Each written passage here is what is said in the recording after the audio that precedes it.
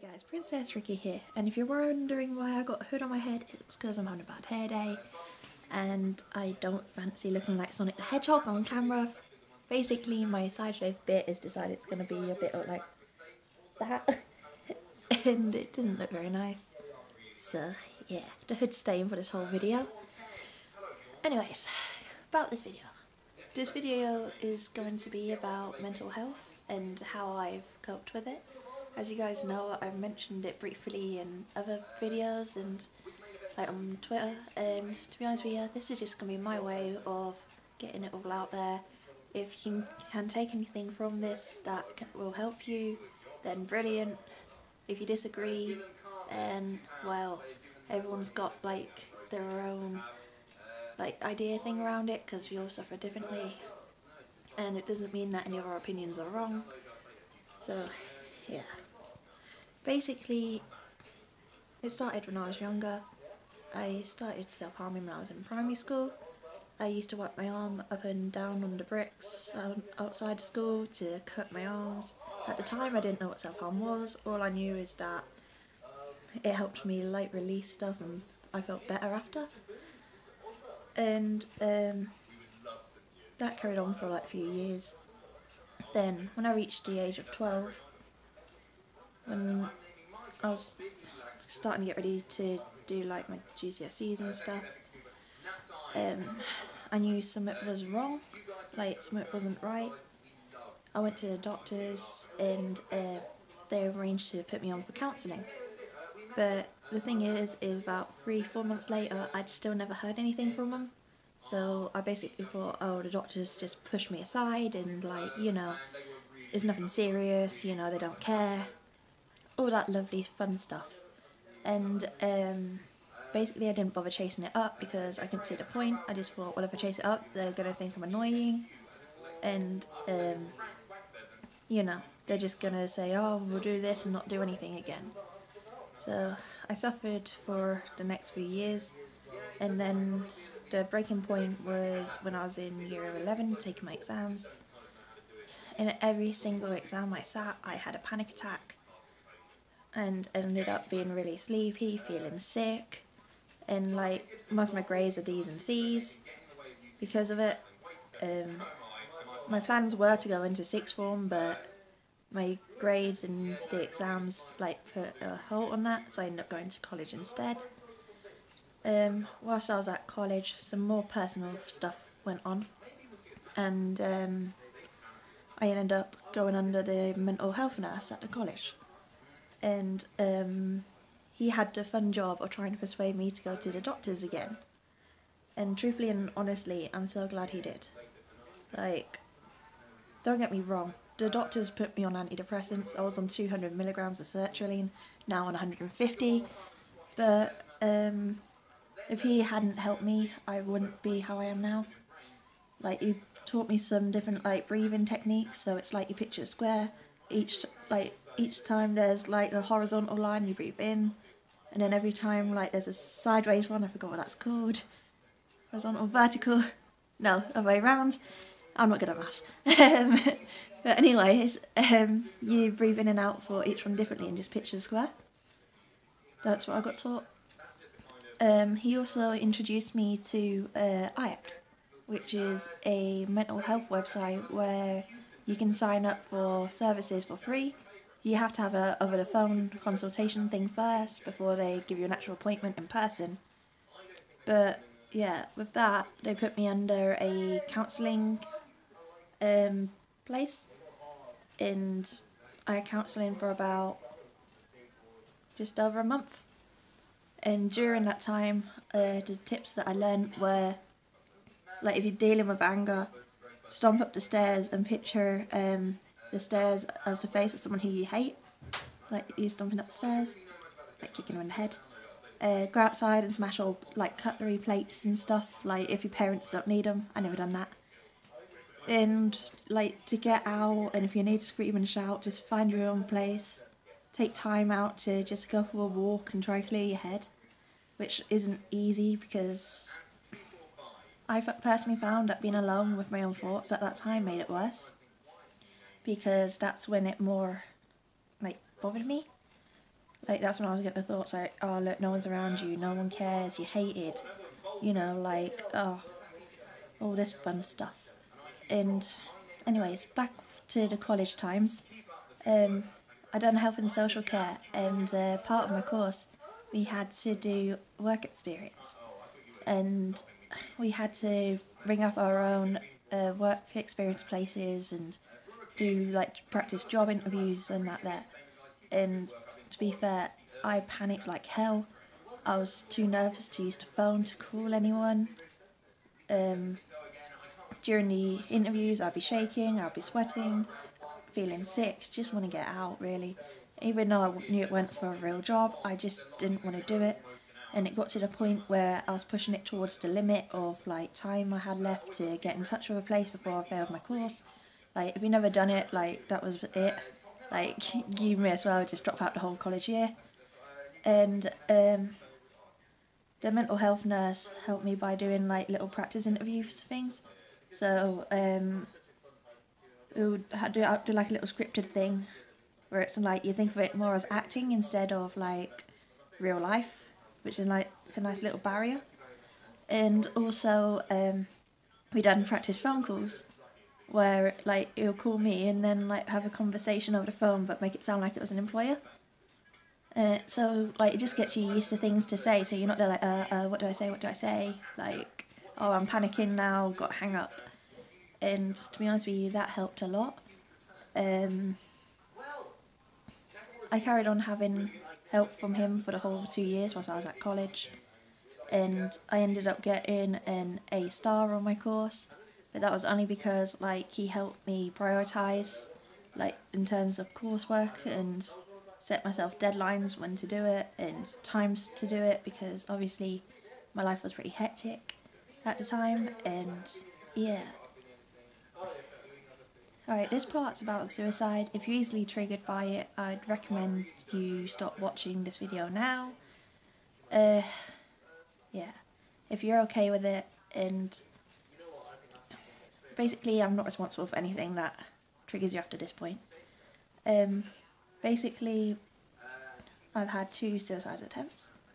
I'm not going to say how, but I'm so happy they all failed. Like, truthfully and honestly, like, yes, you may think that, oh, life's not worth it. Like my main thing was, I thought, right, I can't do job interviews, means I'm not going to get a job, which means I won't be able to go out. I won't be able to have my own house. If I don't go out, I can't meet, like, a partner. I won't be able to have kids. Basically, my life is gone. And at that point, I didn't want to be here, because I couldn't see anything that I could achieve in life. Like, I didn't want to just be like someone who's just on benefits and in a little council house and sitting there all miserable. I thought I'd rather end it before it starts, like before I get to that point in life. But the one thing that I do regret from this whole thing, like even more than the suicidal thoughts and that, is I wish I'd gone back to the doctors quicker when I was 12 years old, because I feel like if we had nabbed it in the butt when I was younger, I wouldn't have escalated as far as it did. I would have probably done better in my GCSEs because I would have known how to deal with panic attacks a lot easier, and I would have been more comfortable and able to focus more, which then could have changed my future. But overall, I'm happy with what happened because I ended up getting the help that I desperately needed. And to be honest with you, that's going to be my message to you guys. Even if you're like me and you go to the doctors one time and they say they're going to do something and they don't, or they just say, oh, just wait a little while, because I know they say you're meant to wait like until you've been depressed for over 2 weeks or something before it's classed as depression. But even if you're in that point and they're just like, oh, I'll come back in 2 weeks, honestly, do it. You're not going to waste their time. I wish I'd done it like then.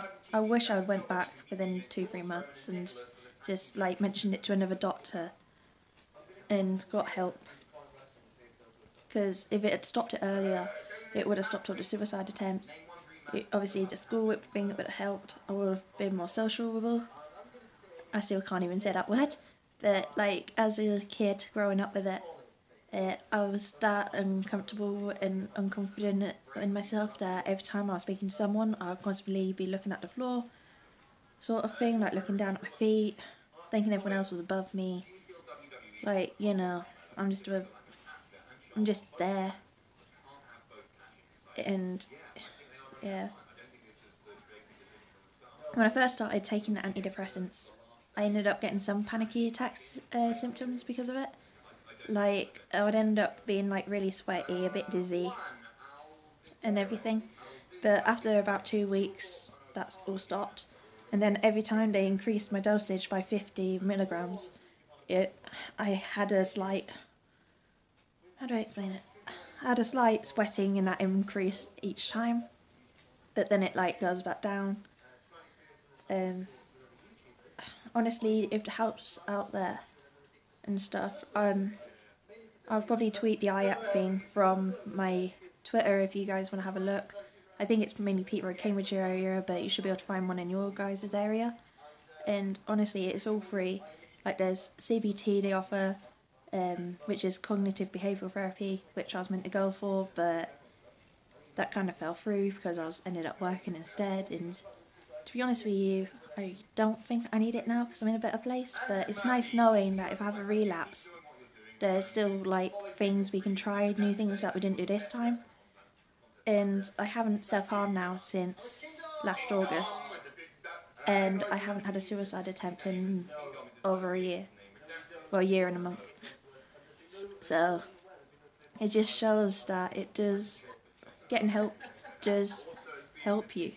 You might think, oh no, it's just a waste of time, but honestly, do it. If you catch it early, like, you've got your whole life ahead of you.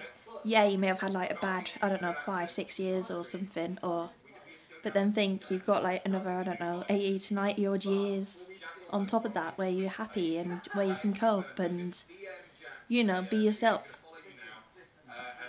Because at my worst moments, I felt like I wasn't me. I just felt like I was just anxiety. Like, anxiety dictated everything I done. So, like, I hated going to cinemas, going to concerts, even though I still went, but it would take me a lot of, like, effort to stay there. Seeing friends, I didn't want to. Well, and that I didn't want to, it's just every time I went outside, I was just like, oh god, everyone's looking at me, I'm hated, what if I'm there, go there and they don't want me there? Like, what if they're too nice to say it? And I'm just, like, tagging on, But, yeah. And also, that's another point to make. Go see your friends when you like it. Because my friends, whenever I've been through something, they've always had my back. Like, my best mate, Shalina, like, whenever I was down, she would have me round her. It's like, back in March, only last month, I'd broke up with my boyfriend, who I'd been with for over 9 months. And as soon as they found out that I was single and that, don't get me wrong, I wasn't depressed or anything. I laughed, but that's a different story for a different video. But anyways, they had me round their house overnight, like we had pizza, watched a movie, had like a little chat about it, and they made sure I was okay and that I went on my own.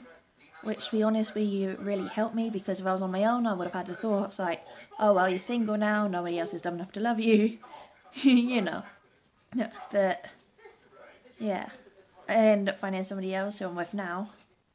Well, not with now, he ain't like here, but you know what I mean. But yeah, it just shows that like you have one mistake in your life, but there's always another opportunity ahead of you, which yes could turn into another mistake. But to be fair, they say we learn from mistakes. And to be honest with you, my main mistake is still not getting help. So if you guys suffer with mental health for yourself, then I'd honestly 100% recommend just going to your GP, having a rant with your friends, tell your family members. Like, when I was self-harming, I wasn't going to tell my dad, but my mental health nurse at college did instead.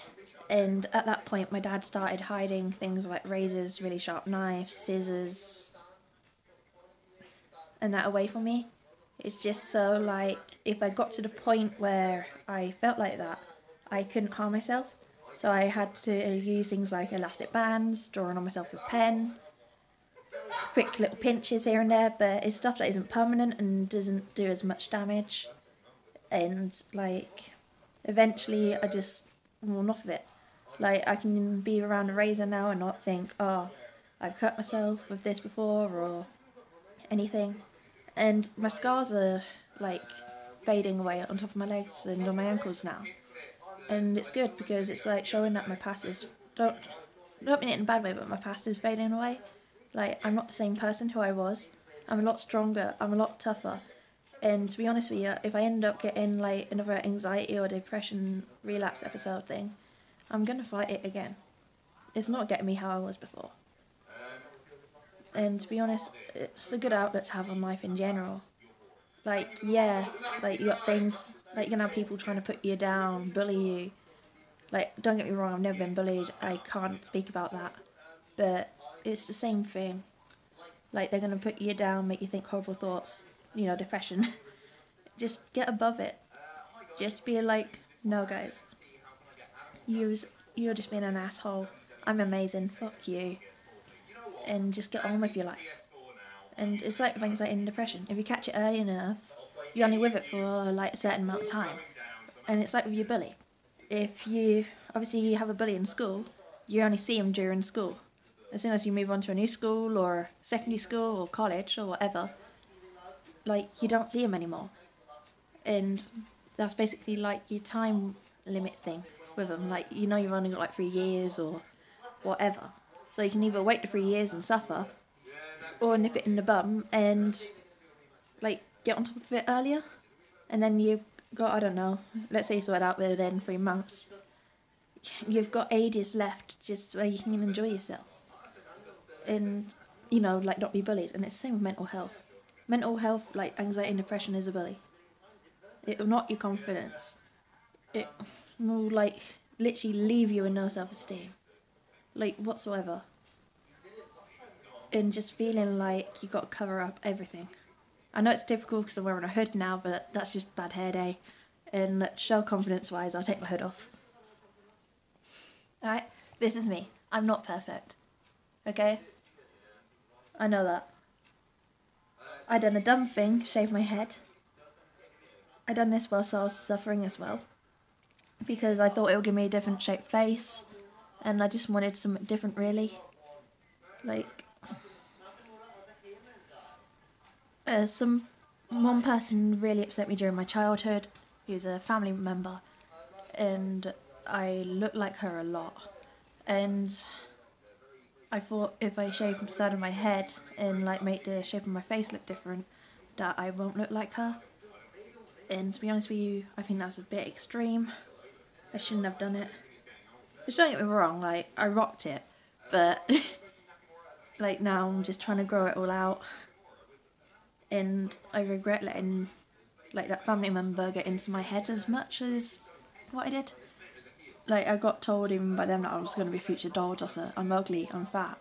Like, don't get me wrong, like, they're probably not the best people to go to about mental health.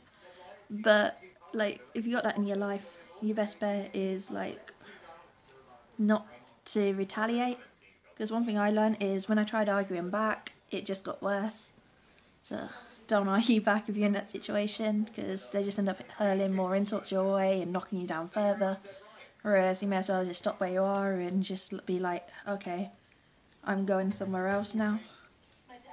And to be honest with you, that's like the best way around it.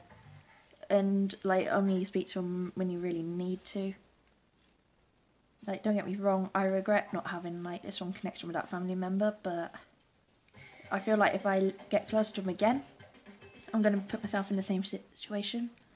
And I don't want to be in that mess.